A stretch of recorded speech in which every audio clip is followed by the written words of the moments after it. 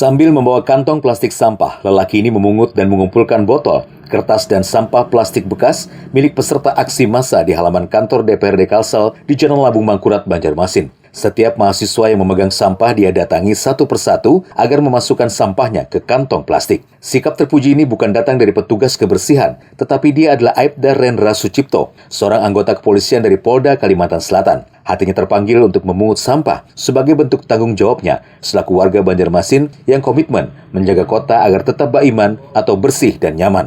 Ya, kita kan sama-sama menjaga nih. Banjarmasin kan kota beriman.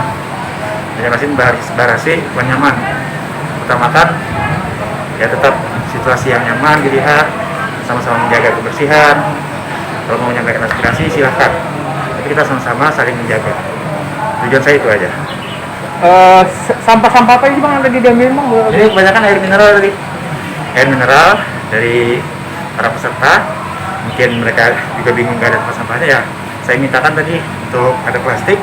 Saya kasihkan juga ke teman-teman mahasiswa, jadi mereka juga saling mengambil untuk buang sampahnya. Aksi pungut sampah ini juga dilakukan Rendra dengan mengajak mahasiswa yang baru usai unjuk rasa. Sampah-sampah yang terkumpulkan disatukan di satu tempat untuk selanjutnya dibawa ke Dinas Kebersihan Kota Banjarmasin. Satya Naka, Kalsa 24net, Banjarmasin.